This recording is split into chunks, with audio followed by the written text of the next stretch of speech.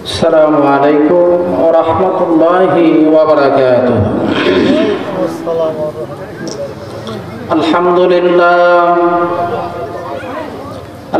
لله وكفى وسلام على عباده الذين اصطفى. أما بعد فأعوذ بالله من الشيطان الرجيم. بسم الله الرحمن الرحيم. يا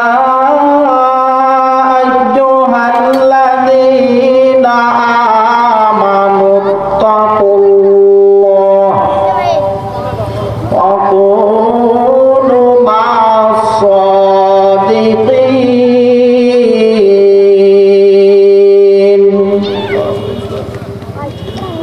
صدق الله العظيم وصدقه ورسوله النبي الكريم ونحن على ذلك من الشاهدين والشاكرين والحمد لله رب العالمين.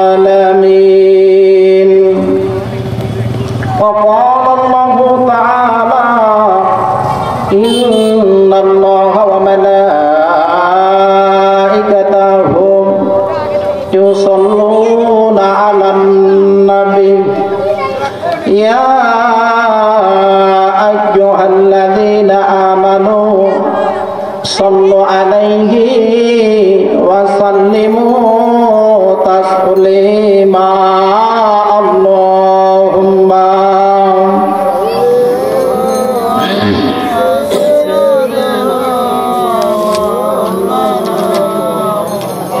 وعلى آل سيدنا شافعنا محمد. اللهم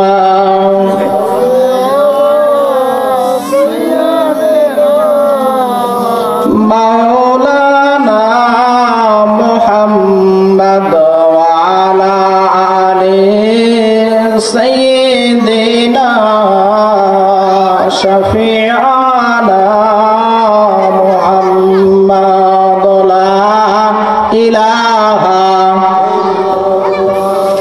لا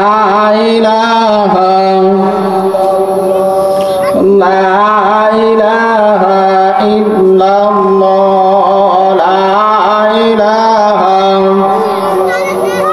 لا إله إلا الله মুহাম্মাদুর রাসূলুল্লাহ। সকলে বলি সাল্লাল্লাহু আলাইহি ওয়াসাল্লাম। পূর্ব নারায়ণ মরাগ্রামে মসজিদ কর্তৃক আয়োজিত, গ্রামের যুব সমাজ কর্তৃক আয়োজিত বিরাট তাফসীরুল কোরআন ওয়াজ মাহফিলের সম্মানিত অভিজ্ঞ সভাপতি সাহেব, সালাতুল আসরের নামাজ পড় থেকে হামনাত কিরাত এবং আমার পূর্বে কোরআনুল হাকিমা থেকে তেলাওয়াত করেছেন। আমরা সর্বোপরি সেই মহান আল্লাহ রাব্বুল আলামিনের দরবারে মন খুলে প্রাণ খুলে শুকরিয়া জ্ঞাপন করি যে আল্লাহ রাব্বুল আলামিন এখনো পর্যন্ত আপনাকে আমাকে হায়াত দিয়েছেন, এখনো পর্যন্ত সুস্থ রেখেছেন, এখনো পর্যন্ত চলার শক্তি দিয়েছেন, এখনো পর্যন্ত বলার শক্তি দিয়েছেন, এখনো পর্যন্ত আমাদের মস্তিষ্ক ঠিক রেখেছেন। যে আল্লাহ দুনিয়ার সবচাইতে উত্তম জায়গা বা আগে জান্নাত, এখানে আসবার বসবার আমি অধম গুনাহগারের জবান থেকে কিছু আলোচনা করবার আর শুনবার সুবর্ণ সুযোগ আর তৌফিক যে আল্লাহ রাব্বুল আলামিন দিলেন, আমরা সেই মহান মালিকের দরবারে মন খুলে প্রাণ খুলে শুকরিয়া জ্ঞাপন করি, বলি আলহামদুলিল্লাহ। দরুদ আর সালাম বর্ষিত হোক যিনি বিশ্বের সেরা ডাক্তার, যিনি বিশ্বের সেরা মাস্টার, যিনি বিশ্বের সেরা দার্শনিক, যিনি বিশ্বের সেরা বৈজ্ঞানিক, যার অনুসরণ এবং অনুকরণ ছাড়া না আছে দুনিয়ায় শান্তি, না আছে পরকালে মুক্তি। এমনই একজন পয়গম্বর আমরা পেয়েছি বিনা দরখাস্তে, বিনা অ্যাপ্লিকেশনে, যে পয়গম্বর জান্নাতে না যাওয়া পর্যন্ত, জান্নাতের গেট পর্যন্ত খোলা হবে না, যে পয়গম্বর আপনার আমার জন্য করে একবার হাসর, একবার মিজানে, একবার ফুলসিরাত ধরাধরি করবেন, যে নবী আপনাকে আমাকে কবর থেকে ধরে হাসর পর্যন্ত চিনতে না পারলে আমরা কেউ বেহেশতে যেতে পারবো না। নবীজির শানে প্রাণঢালা দরুদ সালাম পড়েন সাল্লাল্লাহু আলাইহি ওয়াসাল্লাম। সম্মানিত উপস্থিতি, আসলে স্বল্প সময়, বর্তমান যে তাফসীর কোরআন, ইসালে সওয়াব, হালকায়ে মাহফিল, যেটাই বলেন না কেন, আজিমুস শান, যেটাই বলেন না কেন, মানুষের যে একটা আশার যে মন মানসিকতা, বসার যে একটা মন মানসিকতা, ধর্মের প্রতি যে একটা টান, ধর্মের প্রতি যে একটা ভালোবাসা, ধর্মের কথার উপরে যে একটা মানুষের আস্থা, আল্লাহ পাকের ইচ্ছায় দিন দিন চলে যাচ্ছে। আল্লাহ পাকের ইচ্ছায় দিন দিন উঠে চলে যাচ্ছে। এই যদি বলা হয় ভাইজান একটু বসেন, একটু শুনি, বা একটু সময় দেন, একটু ভালো কাজের জন্য, আরে আমরা বেশি জানি, তুর গেছে আমরা বেশি জানি। যদিও নামাজ না পড়ে ইমান ভালো আছে, নামাজ পড়ে না ইমান ভালো আছে। এই তো আমাদের মুসলমানদের অবস্থা। মুসলমান জাতি পীরের জাতি, যার একটা তাকবীরের ধ্বনিতে, একটা অহংকারে রাজা গৌর গোবিন্দের প্রসাদ থরথর থরথর করে কাঁপতেছিল। আমরা সেই জাতি। আজকে মুসলমানদের অবস্থা বড়ই আমাদের নিজের জন্য, আমরা নিজের হাতের কামাই তো এগুলো। আজকে যুক্তরাষ্ট্রের দিকে তাকায় দেখলে বোঝা যায়, দাবানলের আগুন দাও দাও দাও দাও করে জ্বলতেছে,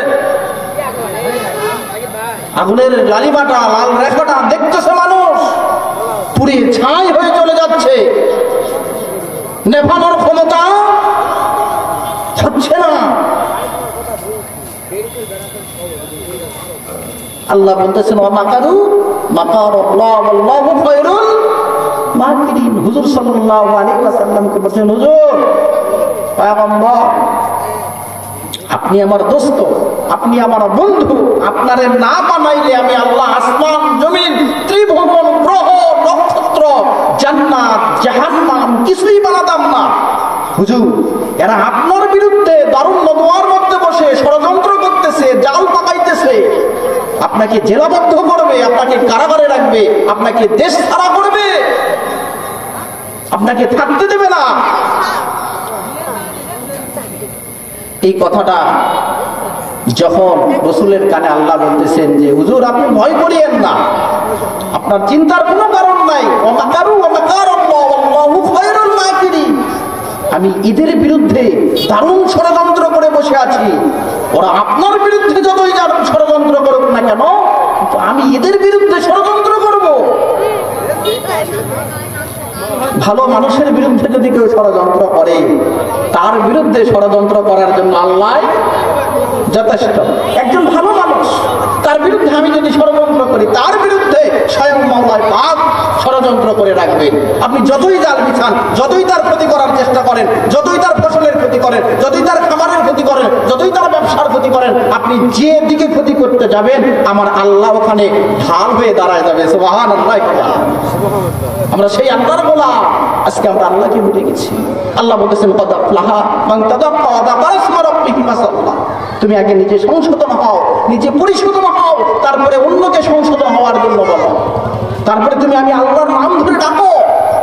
আমি আল্লাহকে যদি তুমি ডাকো, ফাজকুরুনি আযকুরুকুম ওয়াশকুরুলি ওয়ালা তাকফুরুন, একবার যদি তুমি আমি আল্লাহকে আল্লাহ বলে ডাক দাও, আমি আল্লাহ বান্দা বান্দা বলে 10 বার ডাক দেই। সুবহানাল্লাহি ওয়া বিহামদিহি। যে আয়াত তেলাওয়াত করেছি স্বল্প সময় ভাইজান, এশার আযান হয়ে যাবে। আল্লাহ রাব্বুল আলামিন বলতেছেন ইয়া আইয়ুহাল্লাযীনা আমানুত্তাকুল্লাহ, তুমি যখন আমি আল্লাহকে ভয় করবে, ভয় করার মতন করো, যে ভয়টা মানুষ দেখানোর জন্য নয়। তুমি যখন আমি আল্লাহকে ভয় করবে, ভয় করার মতো করো, মানুষ দেখানোর জন্য নহে। সহি ভয় করো এবং তুমি সত্যবাদীর সাথী হয়ে যাও, সত্যবাদীর সঙ্গী হয়ে যাও। এই মাসের নাম কি জানেন? আরবির এই মাসের নাম জানেন? রজব। রজবের পরে শাবান, শাবানের পরে আমি যখন এখান থেকে মাগরিবের আজান দেওয়ার জন্য যখন মসজিদে গেলাম, একজন ব্যক্তি এসে আমাকে বলছেন যে হুজুর অমুক ব্যক্তিটা দুনিয়া ছেড়ে চলে গেল এই মাত্র। কি ছাড়লো? দুনিয়া ছাড়লো এই মাত্র। কি গ্যারান্টি ভাইজান, কি আশা? বলে কথা বলতে বলতে দুনিয়া ছাড়লো। এর নাম দুনিয়া, হুব্বুদ দুনিয়া রাসে বললে আপনি দুনিয়াকে যত আঁকড়ে ধরবেন, দুনিয়াকে যত মহব্বত করবেন, দুনিয়াকে যত ভালোবাসবেন, তত দুনিয়া আপনাকে আঁকড়ে ধরবে, দুনিয়া আপনাকে পাকড়াও করবে। হুব্বুদ দুনিয়া রাসে বললে রজব মাস আল্লাহ রাসূল বলেন ক্বালা রাসূলুল্লাহ সাল্লাল্লাহু আলাইহি ওয়াসাল্লাম আল্লাহুম্মা বারিক লানা ফি রাজাব ওয়া শাবান ওয়া বাল্লিগনা রমাদান।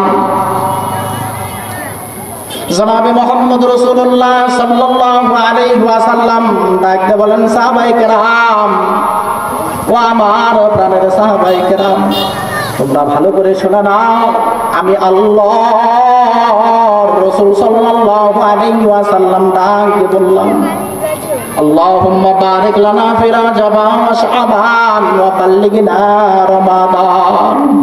তোমরা রজব মাস থেকে ধরে রমজানের জন্য তৈরি হও, রমজানের জন্য প্রস্তুতি নাও, রমজানের জন্য গোছায় নাও। আম্মা জান আয়েশা সিদ্দিকা রাদিয়াল্লাহু তাআলা আনহা ডাকতে বলতেছেন, ও দুনিয়ার মানুষেরা তোমরা ভালো করে শোনো, আমি আমার জিন্দেগিতে যতবার দেখেছি যখন রজব মাস রাসূলের সামনে চলে আসতো, আমি দেখেছি হুজুর সাল্লাল্লাহু আলাইহি ওয়াসাল্লাম এই মাসের মতো অন্য কোন মাসে রোজা রাখতেন না। এত মহব্বত, এত ভালোবাসতেন, এত ভালোবাসতেন রাসূল সাল্লাল্লাহু আলাইহি ওয়াসাল্লাম। আল্লাহ যে জায়গায় বলেছেন আরবাতুন হুরুম, যে মাসগুলো আল্লাহর কাছে পছন্দের, সুবহানাল্লাহ, আর ওই মাসগুলো আমাদের মুসলমান আমাদের কাছে অপছন্দের। যেই জায়গায় আল্লাহ বলতেছেন আরবাতুন হুরুম, চারটা মাস আমি আল্লাহর কাছে পছন্দের, আর আমরা আল্লাহর গোলাম আমাদের কাছে অপছন্দের হয়ে গেল। রমজান আসলে বিভিন্ন সমস্যা, বিভিন্ন ঝামেলা, বিভিন্ন অসুস্থতা আমাদের মধ্যে দেখা দেয়, রোজা রাখতে পারি না। আল্লাহর যে জায়গায় পছন্দ ওই জায়গায় যদি বান্দার অপছন্দ হয়ে যায়, যে জায়গায় আল্লাহর পছন্দ ওই জায়গায় যদি বান্দার অপছন্দ হয়ে যায়, আল্লাহ বান্দা থেকে বিমুখ হবে না? অবশ্যই আল্লাহ বান্দা থেকে বিমুখ হবে। কিন্তু না, আমার আল্লাহ বললেন আমি রহমান, আমি গফফার, আমি সত্তার, আমি জলিল, আমি জব্বার। তোমরা একবার শুধু আমি আল্লাহকে ডাকো, একবার আমি তোমাদের ডাকে সাড়া দেব। কোন কার কথা বলেছেন? আল্লাহ বলতেছেন তোমরা সত্যবাদীর সাথী হও, যে সত্য পথে চলে, সৎ কথা বলে, সত্যের দিকে ডাকে, তুমি তার দিকে ধাবিত হও, তার সাথে সঙ্গী হয়ে যাও। আর যদি তুমি সঙ্গী হতে পারো, তার ওসিলায় তোমারে আল্লাহ জান্নাত দান করবে। সুবহানাল্লাহি ওয়া বিহামদিহি। সত্যবাদী কারা? বর্তমান প্রেক্ষাপটে সত্যবাদী কারা বলেন তো ভাইজান? এই বর্তমান বাংলাদেশের জমিনে কয়জনকে সত্যবাদীর সার্টিফিকেট দেওয়া যাবে বলেন তো? হুজুর সাল্লাল্লাহু আলাইহি ওয়াসাল্লাম যখন মেরাজ থেকে ঘুরে আসলেন, মেরাজে গেছিলেন না? এই মাসে যান নাই? এই মাসে যান নাই? হুজুর মেরাজে যান নাই? কার সঙ্গে দেখা করতে বলেন তো? কার সঙ্গে? স্বয়ং আল্লাহ ডেকেছেন। কে? স্বয়ং আল্লাহ। কার সঙ্গে দেখা করবেন? মুসা কালিমুল্লাহ আলাইহিস সালাতু ওয়াস সালাম বারবার আল্লাহকে ডাক দেন, আল্লাহ ও রব্বি আরনি, দেখা দাও, দেখা দাও, দেখা দাও। ও মাওলা তুমি একটা বার আমারে দেখা দাও। আমার আল্লাহ ডাক দিয়ে বলেন লাম তরানি, হতে পারে না, অসম্ভবপর নহে, না কসমিন কাল সম্ভব। আমার আল্লাহ ডাক দিয়ে বললেন বারবার তুমি তুর পাহাড়ের কাছে আসো, আমি আল্লাহ তোমার সঙ্গে কথা বলবো। না উনি মানে না, উনি বারবার শুধু বলেন একবার দেখা দাও, রব্বি আরনি ইয়া মাওলা, একটা বার দেখা দাও, একবার দেখা দাও। উনি শোনেন না, শুনবেন না, জলিল কদর একজন পয়গম্বর। বলে ওই খেজুরের গাছ দেখা যায়, তুমি ওই বরাবর দাঁড়ায় যাও। ওই যে খেজুরের গাছ দেখা যায়, তুমি ওই বরাবর দাঁড়ায় যাও। যেই মাত্র সে দাঁড়ায় গেছেন, আমার আল্লাহ রাব্বুল আলামিন তখন তাকে ডাক দিয়েছেন, কালিমুল্লাহ।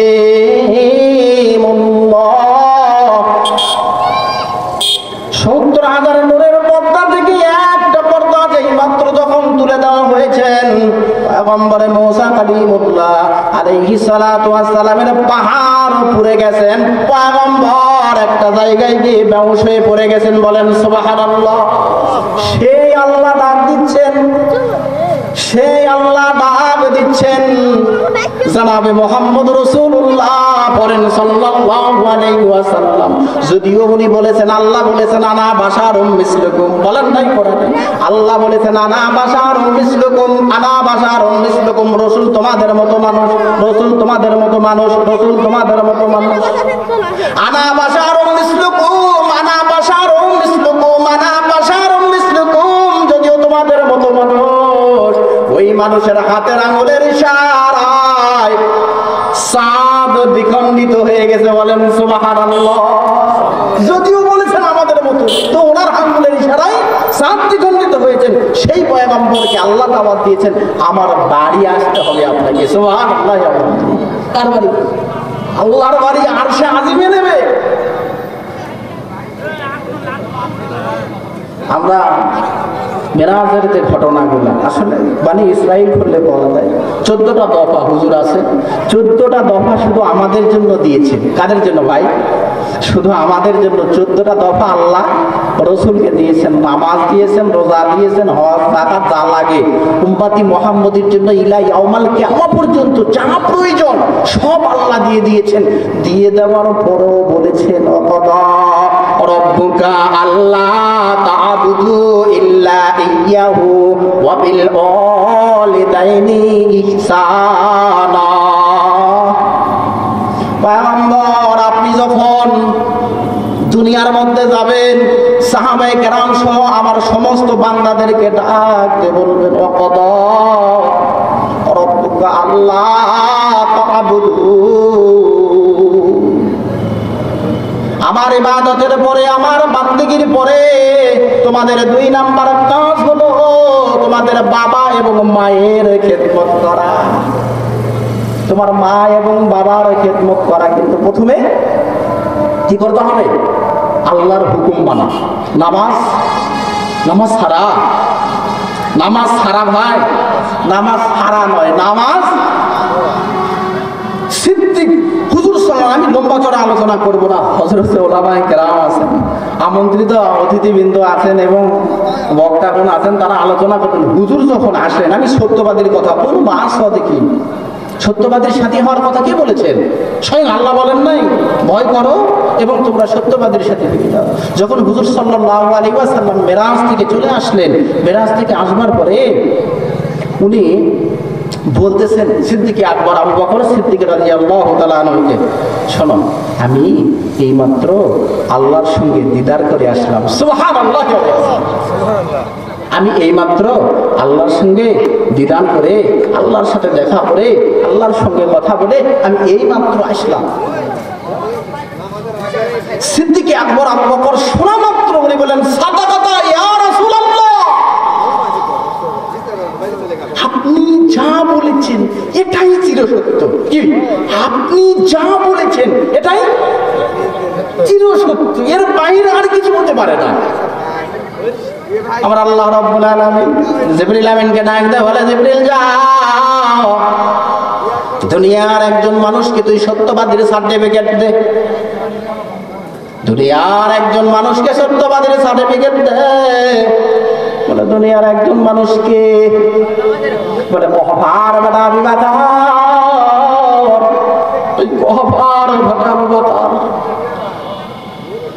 জিবরিল আমিন রাসূল সাল্লাল্লাহু আলাইহি ওয়াসাল্লামের কানে এসে ডাকতে বলে, পয়গম্বর আপনি মেরাজ করে আসার পরে একজন ব্যক্তির উপাধি স্বয়ং আল্লাহ দিয়েছেন, যার নামের পরে লেখা লাগবে সিদ্দিকে আকবর আবু বকর সিদ্দিক রাদিয়াল্লাহু তাআলা আনহু। এই কথাটাও শুনেছিলেন আবু জেহেল, এই কথা শুনেছিলেন আবু লাহাব, এই কথা শুনেছিলেন উতবা, এই কথা শুনেছিলেন সাহেবা, এই কথা শুনেছিলেন উম্মে জামিলে, এই কথা আরবের অন্যান্য মানুষ শুনেছেন।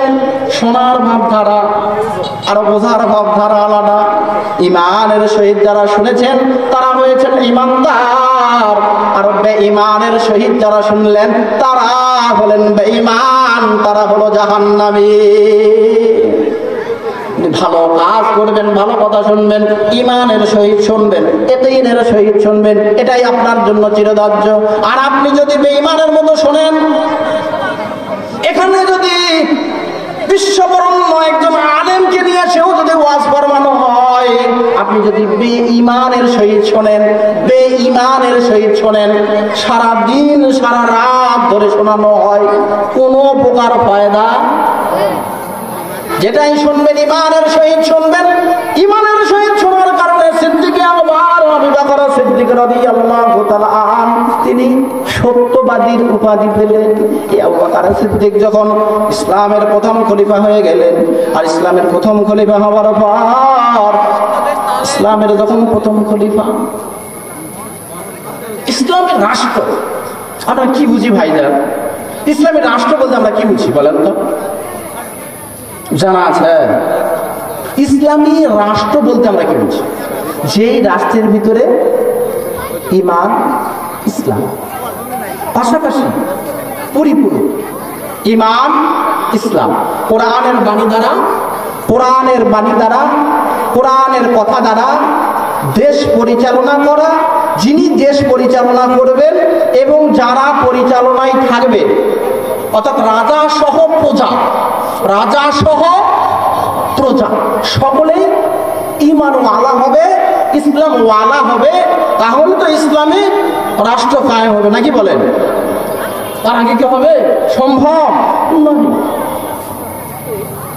হুজুর সাল্লাল্লাহু আলাইহি ওয়াসাল্লামের ওফাতের পর সর্বপ্রথম একজন খলিফা, যার নাম সিদ্দিকে আকবর আবু বকর সিদ্দিক রাদিয়াল্লাহু তাআলা, উনি রাষ্ট্র পরিচালনা করতেছিলেন, দেশ পরিচালনা করতেছেন। একদিন রাত্রিবেলা সালাতে দাঁড়াতে গেছেন, সালাতুত তাহাজ্জুদের নামাজ পড়তেছেন। আর এই সালাতুত তাহাজ্জুদের নামাজ পড়তে পড়তে হঠাৎ করে উনি সিজদার মধ্যে গিয়ে বলতেছেন, ইয়া রব্বি কাইফা হালি ইয়া ইলাহি। আমরা সিজদার মধ্যে গিয়ে বলি সুবহানা রাব্বিয়াল আলা, উনিও বলতেছেন সুবহানা রাব্বিয়াল আলা, আর বলতেছেন ইয়া ইলাহি কাইফা হালি। বাংলা অর্থ হলো, আল্লাহ হে আমার রব, আপনার হালত কি? সুবহানাল্লাহি ওয়া বিহামদিহি।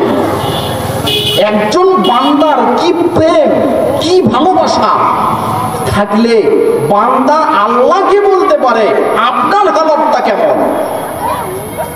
আমরা কোনোদিন জিজ্ঞাসাবাদ করেছি আল্লাহর হালত কেমন?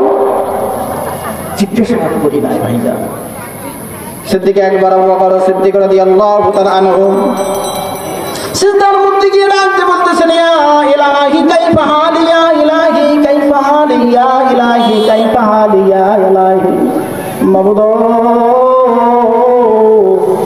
ও আমার রব, আপনার হালত কেমন?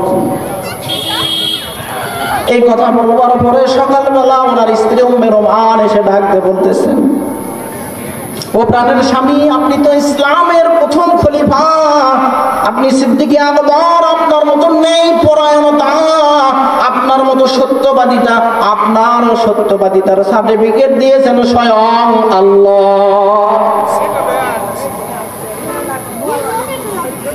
ইয়া ইলাহি কাইফা হালি, আল্লাহ আপনার হালত কেমন? আল্লাহ আপনার হালত কেমন? সকালবেলা ওনার স্ত্রী এসে ডাকতে বলেন, ও ইসলামের প্রথম খলিফা আবু বকর, ঘরে দুইখানা মেয়ে আছেন, তাদের মনের ভিতরে আবেগ, তারা একটু মিষ্টি খাবে, তারা একটু পায়েস খাবে। আপনার কি সেই অ্যাবিলিটি নাই যে সন্তানদের জন্য একটু পায়েসের ব্যবস্থা করে দেওয়া? উম্মে রোমান ডাকতে বলতেছেন, যদি আপনার পকেটে টাকা না থাকে, যদি আপনার পকেটে টাকা না থাকে, আমার একটু আমি একটু পরিকল্পনা করে রেখেছি, আমার কিছু সঞ্চয় আছে, আমি এটা আপনার হাতে তুলে দিচ্ছি। আপনি বাজারে যায় বিক্রয় করে যা হবে পায়েস বানানোর জন্য যা দরকার আপনি একটু মেহেরবানি করে নিয়ে আসবেন। আবু বকর রোমানকে ডাকতে বলে, তুমি কি পরিকল্পনা করে রেখেছ?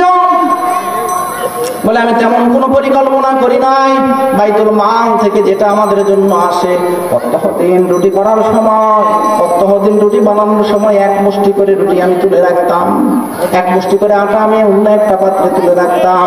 রাখতে রাখতে রাখতে রাখতে রাখতে রাখতে পাতিলটা গোটা ভরে গেছে। আপনি এটা বাজারে নিয়ে যান, বাজারে নিয়ে যাওয়ার পর বিক্রি করেন, বিক্রি করবার পরে যা আসবে ওটা নিয়ে এসে আমাদের সন্তানদেরকে নিয়ে একটু পায়েস রান্না করে খাবো।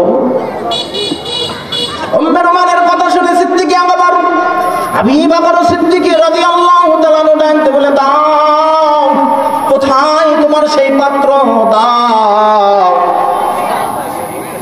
পাত্রখানা মাথার উপরে করে নিয়ে সিদ্দিক আকবর আবু বকর সিদ্দিক রাদিয়াল্লাহু তাআলা মসজিদ নববীর দিকে রওনা হয়েছে। উম্মে রুমান চিন্তা করলো, বাজারে যাবে, বিক্রয় করবে, আমার জন্য, আমার সন্তানদের জন্য একটু খানার ব্যবস্থা করবে। সিদ্দিক আকবর না, সিদ্দিক আকবর ডাইরেক্ট চলে গেলেন মসজিদে নববীর খোলায়। মসজিদে নববীর আগে যাওয়ার পরে সিদ্দিক আকবর বিলালকে ডাকতে বলি, বিলাল, ওমর কই, ওসমান কই, আলী কই, এদেরকে ডাক দাও। বাইতুল মালে যিনি মাল দেয় তিনি কে, তারে ডাক দাও। যাওয়ার কথা কোথায় যাচ্ছে? মসজিদে।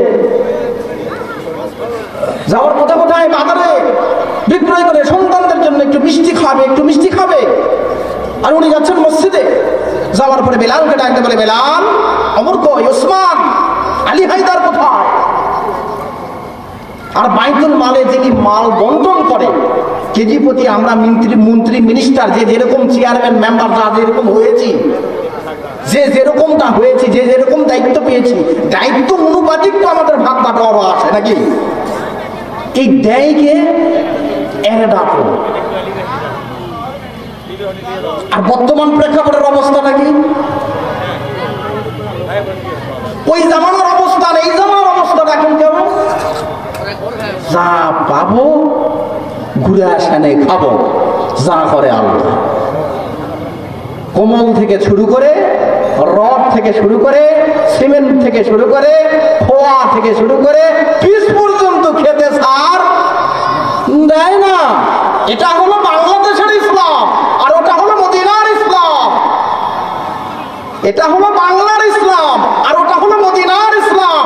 এটা হলো এই জায়গার ইসলাম, ওটা হলো ঈমান ওয়ালাদের ইসলাম। সুবহানাল্লাহ, ঈমান ওয়ালাদের ইসলাম ওটা, ঈমানদারদের ইসলাম ওটা।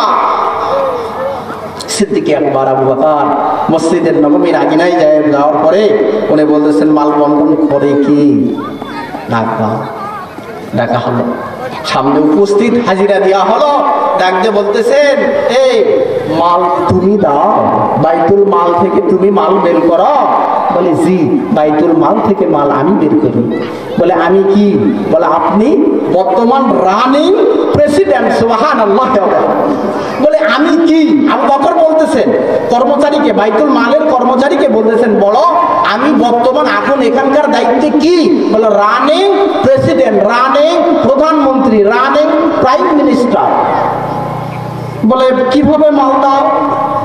বলে, যা লাগে, যেভাবে দেওয়ার দরকার, যেভাবে বন্টন নীতি আপনারা শিখাই দিয়েছেন ওইভাবেই দিন।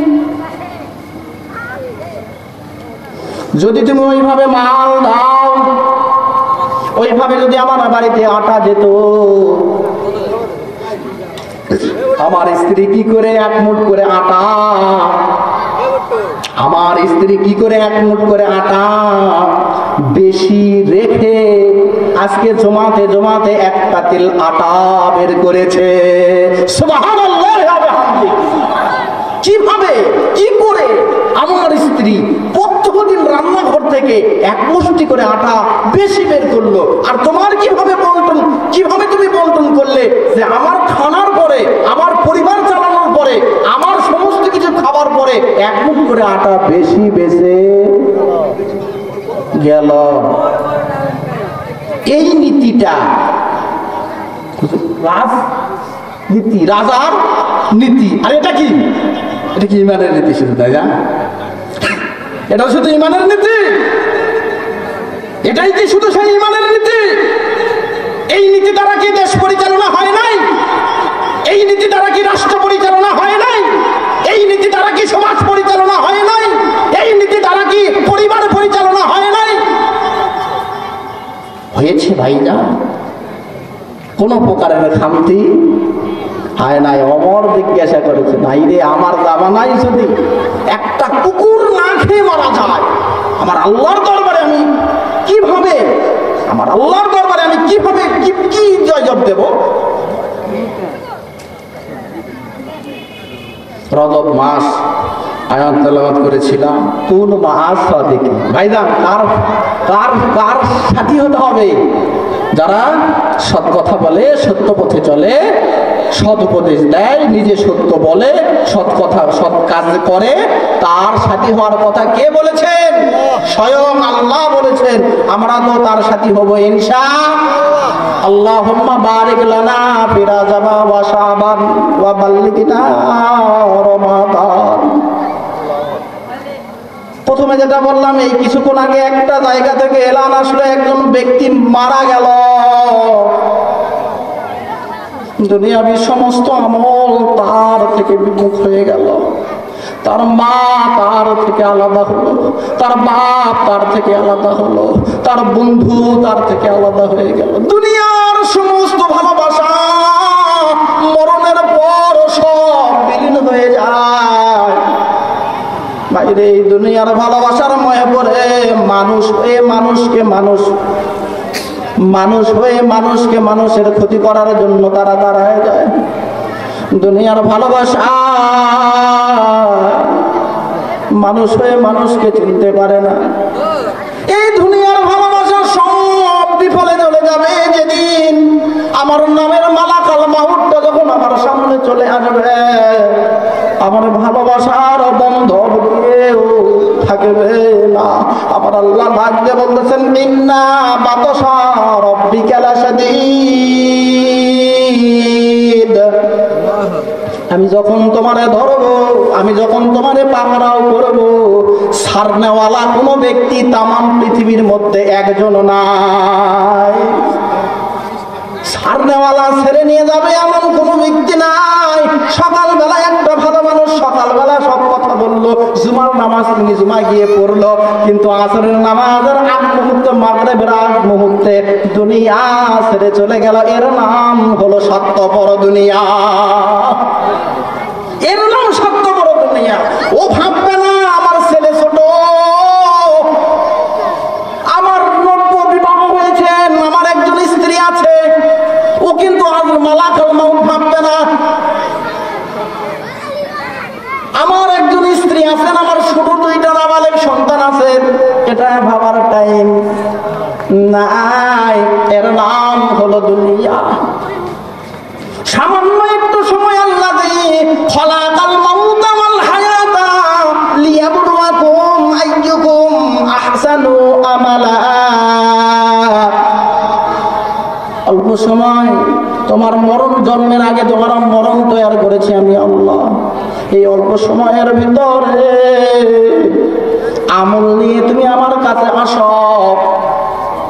হাক্কা তুকাতিহি ওয়া লা তামুতুন্না ইল্লা ওয়া আনতুম মুসলিমুন। প্রকৃত মুসলমান না হয়ে তুমি আমার কাছে আসিও না। প্রকৃত মুসলমানের বৈশিষ্ট্যটা কেমন? প্রকৃত মুসলমানের বৈশিষ্ট্য, আমার নিজের ব্যক্তিগত কোনো চাওয়া পাওয়া থাকলে যা করবে আল্লাহর পক্ষ থেকে, যেটা হবে আল্লাহর পক্ষ থেকে, যা হবে আল্লাহর পক্ষ থেকে। বিপদে আপদে বালা ও মুসিবতে সবসময় আল্লাহর উপরে তাওয়াক্কুল রাখতে হবে, তাই না? সংক্ষেপে ছোট একটা গল্প বলি। এক দেশের একটা রাজা রাজা রাজত্ব পালন করতেছে, রাজার দায়িত্ব পালন করতেছে। মন্ত্রী গেছে বেড়াতে। মন্ত্রী কোথায়? মন্ত্রী গেছে বেড়াতে বা রাজকার্যের কোনো প্রয়োজনে উনি গেছেন বেড়াতে। তো বেড়াতে গিয়ে এইদিকে রাজা একটা কাজ করতেছে, সেটা এখন যে কাজই হোক, কাজ করতে করতে হঠাৎ একটা মানে কোনো একটা জায়গায় উনি কাজ করতে গিয়ে একটা আঙুল কেটে পড়ে গেছে। একটা আঙুল কেটে পড়ে গেছে। তামাম রাজ্যে খবর হয়ে গেল, হাইরে রাজার হাত কেটে গেছে, রাজার আঙুল কেটে গেছে। সবাই শোকে শোকাহত। সবাই কি? রাজার আঙুল কেটে গেছে, সবাই শোকে শোকাহত। কেউ এসে বলতেছে, শ্রী আপনার আঙুলটা কেটে যা ব্যথা আপনি পাননি, তার চাইতে বেশি ব্যথা আমি অনুভব করতেছি। মানে কাঁটা ওর, জ্বালা ওরই। এটা অজগবি ভাই। আর একজনের ব্যথাকে আমি অনুভব করতে পারবো যতক্ষণ না পর্যন্ত আমি ব্যথায় ব্যথিত না হব? এটা সম্ভব কখনো? আমি তোমার জন্য কলিজা ছিঁড়ে দিতে রাজি আছি, সম্ভব দিয়ে আমার কোনো দিন? তোমার জন্য আমি জান বাজি রাখতে রাজি আছি, সম্ভব ভাই? এয়ারপোর্টে বিমানবন্দরের লাশ আসতেছেন, স্ত্রী বলতেছেন আমি তোমাকে ছাড়া বাঁচবো না, আমি তোমাকে ছাড়া বাঁচতে পারবো না, তোমাকে ছাড়া আমি কিচ্ছু করতে পারবো না, আমিও তোমার সঙ্গে কবরস্থ হয়ে যাব। যেই মাত্র লাশটাকে বাড়িতে নিয়ে আসে, কফিনটা খুলে দেখতেছেন ওর কোমরের সাথে টাকার বেল বান্ধা আছে। কি আছে? টাকার বেল বান্ধা আছে। স্ত্রীকে জিজ্ঞাসা করা হলো কি হলো? ওর সাথে বলে তুমি দাফন হবেন না, আর বলে বাঁচবেন না। 3 দিন পরে টাকাটা পাওয়ার করা হোক আগে নাকি? তো রাজা সকলেই ব্যথায় ব্যথিত। মন্ত্রী আসছেন, খবর শুনে ছুটে আসছেন। আসার পরে মন্ত্রী বলতেছেন যে রাজামশাই দেখি আপনার কোন আঙুল কেটে গেছে? এই যে একটা আঙুল, সাদা আঙুল আবার কেটে গেছে। বলে আলহামদুলিল্লাহ। বলেন না আলহামদুলিল্লাহ। মন্ত্রী বলছে আলহামদুলিল্লাহ। রাজা খেপে ভায়া বলে কিরি তাম রাজ্যের লোকেরা আমার ব্যথায় ব্যথিত হয়ে তারা রদনা ক্রন্দন করতেছে, কেউ কাঁদতেছে, কেউ ইশাস করতেছে, আর মন্ত্রী ডাইরেক্ট এসে বলতেছে আলহামদুলিল্লাহ, যা হয়েছে ভালোই হয়েছে, যা হয়েছে আল্লাহর জন্য হয়েছে।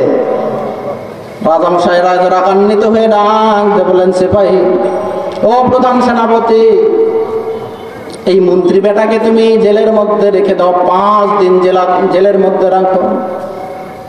রাগ হয়ে গেছেন, সকলে আমার জন্য ব্যথায় ব্যথিত হয়ে গেছে, আর তুমি বলছো আলহামদুলিল্লাহ, যা হয়েছে ভালোই হয়েছে, আল্লাহর জন্য হয়েছে।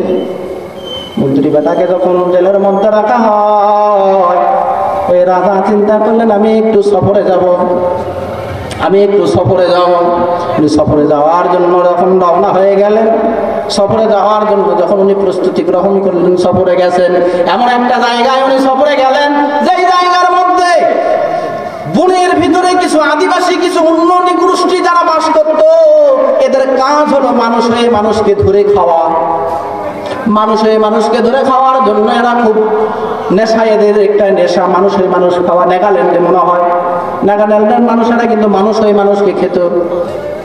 এইরকম পর্যায়ে যখন হয়ে গেল, রাজা যখন শিকার করতে করতে ওই নাগাল্যান্ডের ভিতরে যখন চলে গেলেন, যাওয়ার পর ওখানকার সৈন্য সামন্ত রাজাকে ঘেরাও করে যখন ধরার পরে যখন নিয়ে গেলেন, নিয়ে যাওয়ার পরে উনি চিন্তা করলেন কালকে সকালবেলা তোমার জন্য ফাঁসি, কালকে সকালবেলা তোমার শুলিতে চড়ানো হবে, তোমার বলি দেওয়া হবে। রাজা আবার চিন্তা করে আল্লাহ, তোমার মতো দয়াময় আর কেউ নাই। বিপদের মধ্যে পড়লে আল্লাহ, মুসিবতের মধ্যে পড়লে আল্লাহ, অসুখ হলে আল্লাহ, ফসল নষ্ট হয়ে গেলে আল্লাহ নাই, যখন পরিবারের সুখ আসে আর আল্লাহ নাই, যখন আমার অ্যাবিলিটি ভালো, আমার পকেটে টাকা থাকে, তখন আর আল্লাহ নাই। আল্লাহ অন্য জায়গায়, আমি আরেক জায়গায়। এই তো হলো বর্তমান প্রেক্ষাপট। রাজা ডাকতে পারে আল্লাহ, তোমার মতো দয়াময় আর কেউ নাই। এমন একটা জায়গার মধ্যে আসলাম, যে জায়গার মধ্যে আমার রাজত্ব হারায় গেছে, তাই নাই? আমার রাজত্ব হারায় গেল, আমার মন্ত্রিত্ব হারায় গেছে, আমার যা ছিল সব হারালো। 5 যা ছিল সব হারায় গেছে মাত্র 5 সেকেন্ডের বিনিময়ে। আমি একজন রাজা, এরা ধরে ফেলছে, পাকড়াও করছে, কিন্তু কোনো উপায়। ওখানে কি রাজা বলে ওকে ছেড়ে দেবে? দিচ্ছে না তো। যখন সকালবেলা ওদের যে জাতি গোষ্ঠীর যে টাকা ঢোল ঢাকর বেজে বিভিন্ন ধরনের ধূপ আদি দিয়ে ওকে সাজসজ্জা দিয়ে গলার মধ্যে একটা মালা দিয়ে নিয়ে যাচ্ছেন, যেতে যেতে যেখানে ওকে বলি দেওয়া হবে ওই জায়গার মধ্যে যাওয়ার পর ওখানকার যিনি প্রধান পুরোহিত, প্রধান যিনি ব্রাহ্মণ, উনি চিন্তা করলো দেখো তো ভিতরে কোনো খুঁতখাত আছে নাকি, ভিতরে কোনো 19-20 আছে নাকি। 19-20 মানে খুব, যেমন কুরবানির পশু যখন আমরা ক্রয় করে একটু সুন্দর দেখে কিনি না, সিং ভাঙা কিনি নাকি, নিগুল নাই ওটা ঢাকা মারলে উল্টে পড়ে যাবে, এরকম তো কিনি না নাকি। এগুলো দেখে শুনে ভালো কেনার চেষ্টা করি। তো ওদের প্রভুর নামে যেটা উৎসর্গ করবে ওরাও চাই একটু ভালোই হোক, সেটা মানুষই হোক বা পশুই হোক। তো প্রধান যিনি পুরোহিত তিনি মন্ত্র বলতেছেন, আর এদিকে একজন যিনি বলি দেবেন তিনি বড় অস্ত্র নিয়ে দাঁড়ায় আছেন। এমন তো পড়ে যায় পুরোহিত বলতেছে আমি ওর সমস্ত অলবডিটা একটু চেক আপ করতে চাই। অলবডি যখন চেক আপ করতে গেল দেখতেছে শাহাদত আঙ্গুলি কখন কাটিছে, শাহাদত আঙ্গুলি কাটা। আর সেই মাত্র শাহাদত আঙ্গুলি কাটা ওই মাত্রই পুরোহিত ডাকতে বলতেছেন এই জিনিস হবে না। কি এই জিনিস হবে না? একে কোথায় থেকে নিয়ে আসছো? বলে অমুক জঙ্গলের কাছ থেকে। বলে ওখানে ওকে রেখে আসো। বলে কারণ? বলে এর মধ্যে খুদ আছে। খুদকৃত কোনো জিনিস আমাদের প্রভুর নামে বিসর্জন হতে পারে না। রাজা কয় আলহামদুলিল্লাহ আলহামদুলিল্লাহ আলহামদুলিল্লাহ আলহামদুলিল্লাহ আলহামদুলিল্লাহ। রাজা মনে মনে চিন্তা করে আলহামদুলিল্লাহ আলহামদুলিল্লাহ আলহামদুলিল্লাহ, আমার মন্ত্রীর কথাই ঠিক, আলহামদুলিল্লাহ আলহামদুলিল্লাহ সুবহানাল্লাহ, আমার মন্ত্রীর কথাই ঠিক ছিল। আলহামদুলিল্লাহ আলহামদুলিল্লাহ বলতে বলতে যখন রাজ দরবারে চলে আসছে, যেই মাত্র রাজ দরবারে আসছে, রাজ দরবারে আসার পর প্রধান সেনাপতিকে ডাকতে বলে মন্ত্রীরে ছেড়ে দে, আমার কাছে নিয়ে আয়। মন্ত্রী থেকে ছেড়ে দেওয়া হলো, কাছে যখন নিয়ে আসা হলো, যেই মাত্র ওর কাছে নিয়ে আসা হচ্ছে, রাজা দেশের রাজা মন্ত্রীকে জড়ায় ধরে ডাকতে বলে বাইরে ওর মতো আপন আমার আর কেউ নাই। সুবহানাল্লাহ, তোর মতো আপন আমার আর কেউ নাই। তুই কেন সফরে যাবি আর আমার হাত কেন কাটবে? তুই আসে বললি আলহামদুলিল্লাহ, যদি আঙুল কাটা না থাকতো আমার রাজত্ব থাকতো না। কথা বুঝে আসে? কথাটা কি বুঝতে পারিছেন ভাই? যদি তোর আঙুল না কাটলে হলে, আর তুই এই যে আলহামদুলিল্লাহ বসু ভাই, আর যদি আঙুল না কাটলো তাহলে আজকে মোর রাজার রাজত্বরই সব শেষ হয়ে গেল অনেক 5 মিনিটের জন্য। কিন্তু আঙুল কাটে ভালো হয়েছে। এই সংবাদ শোনার পরে মন্ত্রী ডাকতে বলে আলহামদুলিল্লাহ আলহামদুলিল্লাহ আলহামদুলিল্লাহ তাওয়াক্কালতু ইলাল্লাহ। বলে তুমি কেন আলহামদুলিল্লাহ পড়তেছ? বলে আমি এই জন্য আলহামদুলিল্লাহ পড়তেছি, এর কারণ হলো যদি আপনি আমারে জেলে না দিয়ে আপনার সফর সঙ্গী করে যদি আপনি আমারে নিয়ে যেতেন, জেলে না দিয়ে যদি আপনি আমাকে সফর সঙ্গী করে নিয়ে যেতেন, আপনার তো খুদ ছিল, আমার কোন খুদ, আপনার খুদ ছিল, আমার কোন খুদ নাই। এর নাম হলো দুনিয়া।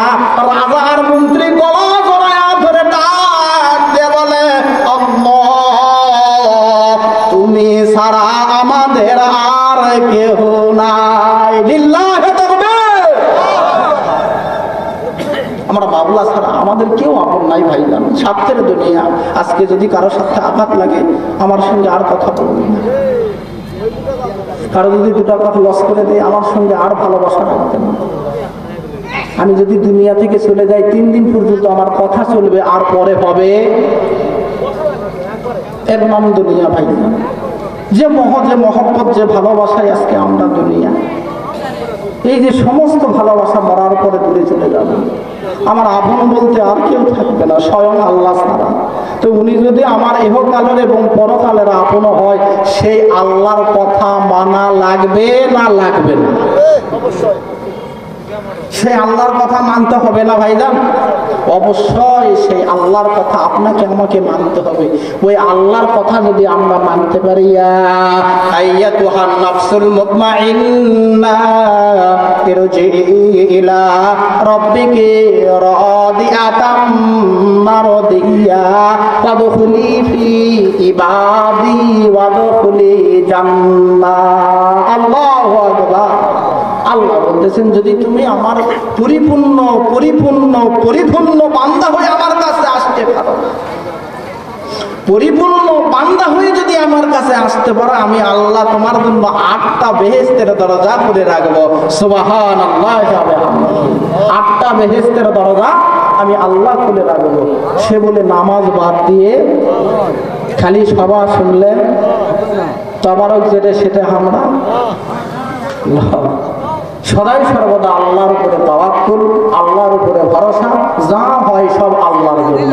বিপদে আপদে ধৈর্য ধারণ করা। ফাযকুরুনি আযকুরুকুম ওয়াশকুরুলি ওয়ালা তাকফুরুন ইয়া আইয়ুহাল্লাযীনা আমানুস্তাঈনু বিস-সাবরি ওয়াস-সালাহ।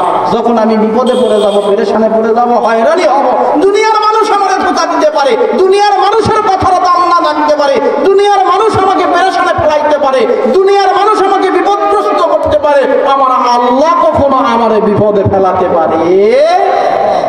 আমরা সেই মালিকের গোলাম ভাইরা, ওই মালিকের গোলাম। সুবহান রাব্বিয়াল আলা বলে যখন সিজদায় পড়ে যায়, আমার আল্লাহ রব্বুল আলামিন বলেন, আমি আমার বান্দাকে আমার কুদরতের কোলে উঠায়া নেই। সুবহানাল্লাহ। কুদরতের কোলে উঠায়া নেই। আল্লাহু আকবার বলে যখন সে নামাজে দাঁড়ায়, দুনিয়ার সমস্ত মায়া মহব্বত ত্যাগ করে যখন সে নামাজে দাঁড়ায়, আমি আল্লাহ রব্বুল আলামিন ওই আল্লাহু আকবার ডাকটাই এত খুশি হই। কিন্তু আমরা আল্লাহকে ডাকতে, ইয়া আইয়ুহাল্লাযীনা আমানুস্তাঈনু বিস-সাবরি ওয়াস-সালাহ। বিপদে আপদে বালায়ে মুসিবতে কেউ রক্ষা করার কারো কোনো ক্ষমতা নাই, স্বয়ং আল্লাহ। আমাদেরকে সে আল্লাহ রাব্বুল আলামিনের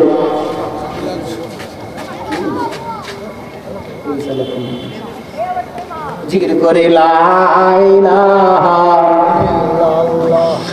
লা ইলাহা লা ইলাহা ইল্লাল্লাহ লা ইলাহা লা ইলাহা ইল্লাল্লাহু মুহাম্মাদুর রাসূলুল্লাহ। পরিশেষ আজানের সময় হয়ে গেছে ভাইজান, এখানেও আজান হবে, নামাজ হবে। ছোট্ট একটা কথা আপনাদের কাছে, এতটুকুই, যতটুকু কথা আমি গুনাহগার অধম, আপনারা আমরা সবাই চিনেন। যতটুকু কথা বললাম আমি সহ আপনাদের সবাইকে আমল করার সুযোগ আর তৌফিক দান করুন। সকলে বলুন আল্লাহুম্মা আমিন। সকলে আমার জন্য দোয়া করবেন। কোরআন এবং হাদিসের কথাগুলো সুন্দরভাবে নিজে মেনে মানুষকে যেন বুঝাতে পারি, আল্লাহ যেন সেই সুযোগ করে দেয়। সকলে বলুন আমিন। ওয়া আখিরু দাওয়ানা আনিল হামদুলিল্লাহি রাব্বিল আলামিন। আসসালামু আলাইকুম ওয়া রাহমাতুল্লাহি ওয়া বারাকাতুহু।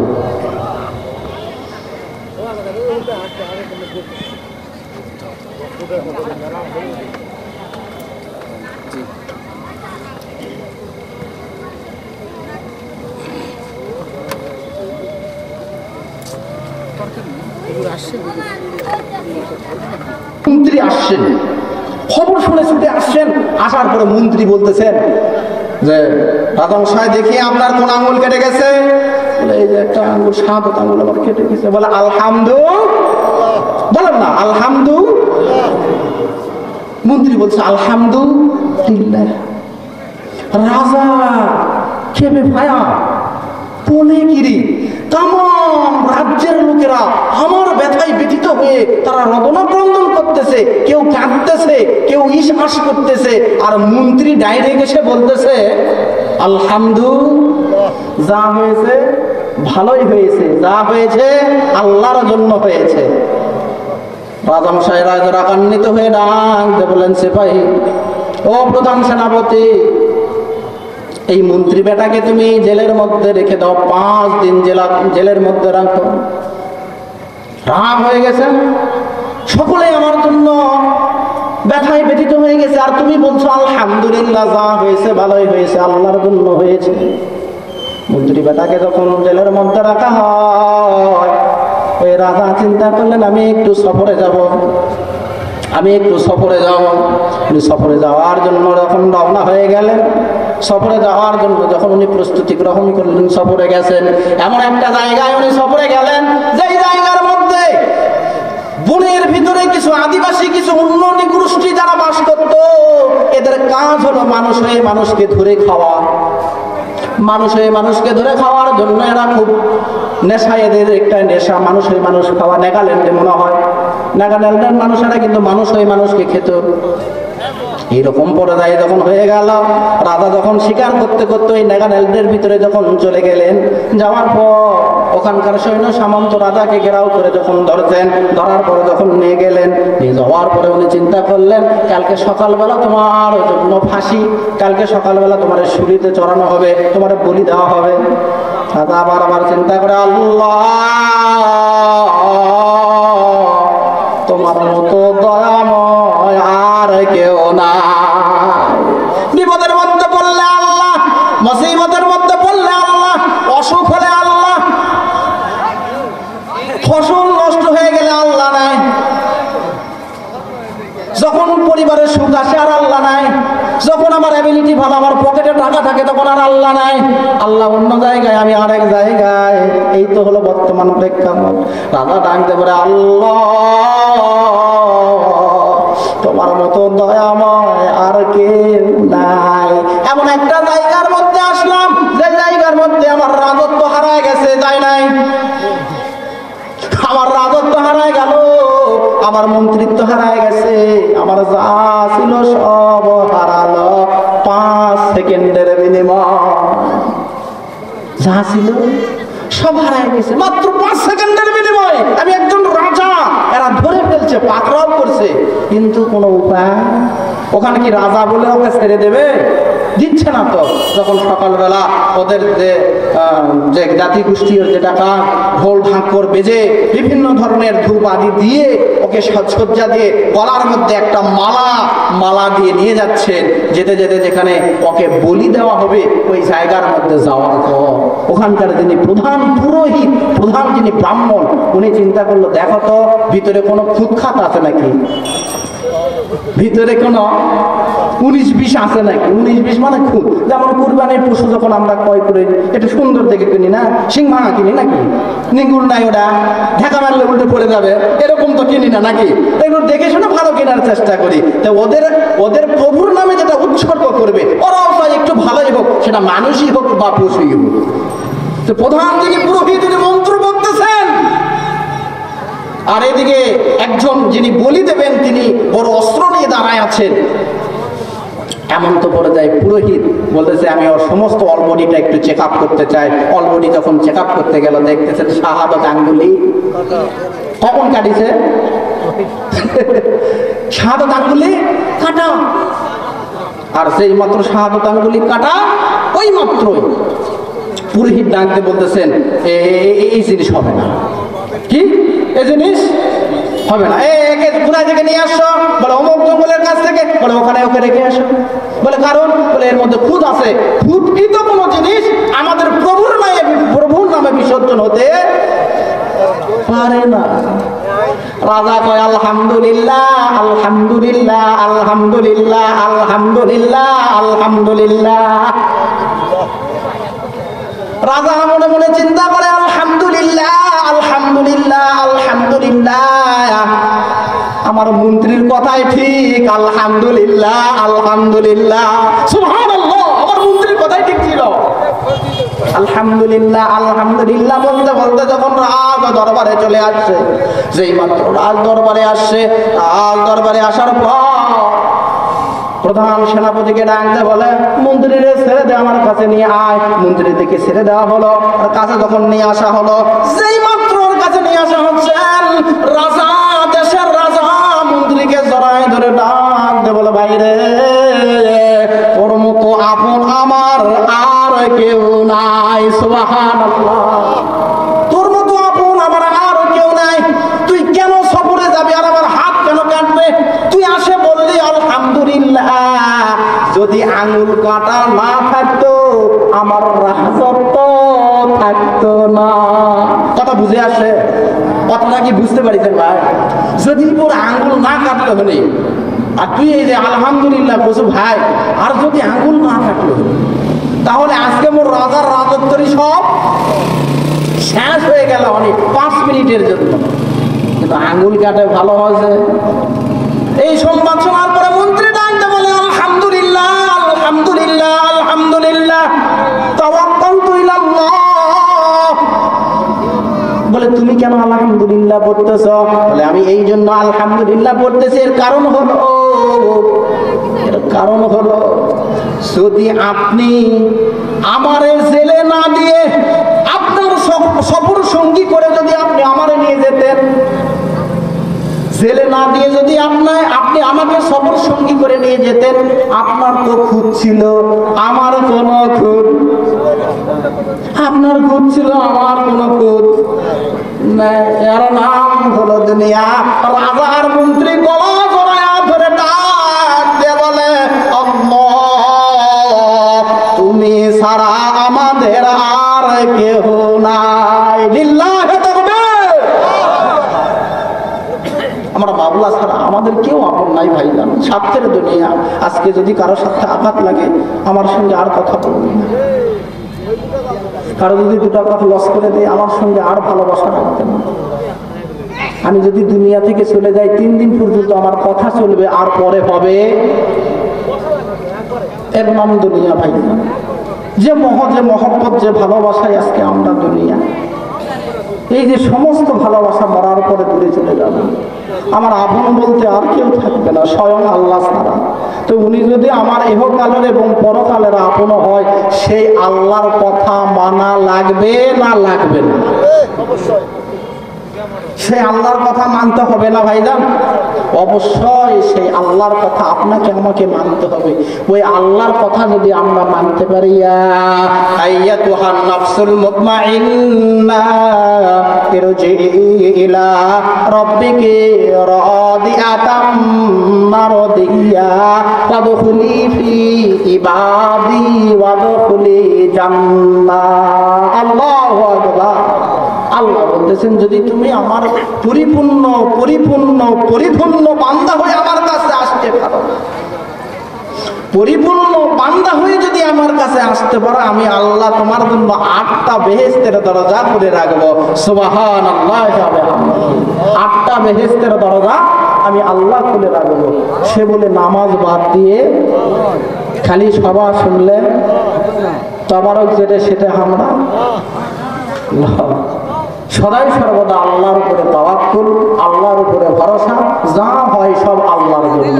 বিপদে আপদে ধৈর্য ধারণ করা। ফাযকুরুনি আযকুরুকুম ওয়াশকুরুলি ওয়ালা তাকফুরুন ইয়া আইয়ুহাল্লাযীনা আমানুস্তাঈনু বিস-সাবরি ওয়াস-সালাহ। যখন আমি বিপদে পড়ে যাব, পেরেশানে পড়ে যাব, হয়রানি হব, দুনিয়ার মানুষ আমাকে ধোঁকা দিতে পারে, দুনিয়ার মানুষের কথার দাম না রাখতে পারে, দুনিয়ার মানুষ আমাকে পেরেশানে ফেলাইতে পারে, দুনিয়ার মানুষ আমাকে বিপদগ্রস্ত করতে পারে, আমার আল্লাহ কখনো আমারে বিপদে ফেলাতে পারে। আমরা সেই মালিকের গোলাম ভাইজান, ওই মালিকের গোলাম। সুবহান রাব্বিয়াল আলা বলে যখন সিজদায় পড়ে যায়, আমার আল্লাহ রব্বুল আলামিন বলেন আমি আমার বান্দাকে আমার কুদরতের কোলে উঠায়া নেই। সুবহানাল্লাহ। কুদরতের কোলে উঠায়া নেই। আল্লাহু আকবার বলে যখন সে নামাজে দাঁড়ায়, দুনিয়ার সমস্ত মায়া মহব্বত ত্যাগ করে যখন সে নামাজে দাঁড়ায়, আমি আল্লাহ রব্বুল আলামিন ওই আল্লাহু আকবার ডাকটাই এত খুশি হই। কিন্তু আমরা আল্লাহকে ডাকতে ইয়া আইয়ুহাল্লাযীনা আমানুস্তাঈনু বিস-সাবরি ওয়াস-সালাহ। বিপদে আপদে বালায়ে মুসিবতে কেউ রক্ষা করার কারো কোনো ক্ষমতা নাই, স্বয়ং আল্লাহ। আমাদেরকে সে আল্লাহ রাব্বুল আলামিনের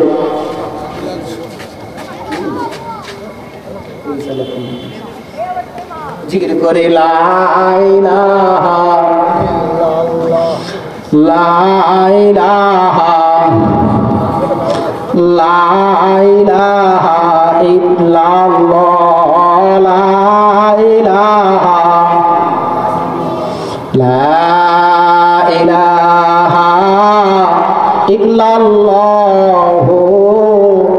মুহাম্মাদুর রাসূলুল্লাহ। পরিশেষ আজানের সময় হয়ে গেছে ভাইজান, এখানেও আজান হবে, নামাজ হবে। ছোট্ট একটা কথা আপনাদের কাছে, এতটুকুই, যতটুকু কথা আমি গুনাহগার অধম, আপনারা আমরা সবাই চিনেন। যতটুকু কথা বললাম আমি সহ আপনাদের সবাইকে আমল করার সুযোগ আর তৌফিক দান করুন। সকলে বলুন আল্লাহুম্মা আমিন। সকলে আমার জন্য দোয়া করবেন। কোরআন এবং হাদিসের কথাগুলো সুন্দরভাবে নিজে মেনে মানুষকে যেন বোঝাতে পারি, আল্লাহ যেন সেই সুযোগ করে দেয়। সকলে বলুন আমিন। ওয়া আখিরু দাওয়ানা আনিল হামদুলিল্লাহি রাব্বিল আলামিন। আসসালামু আলাইকুম ওয়া রাহমাতুল্লাহি ওয়া বারাকাতুহু।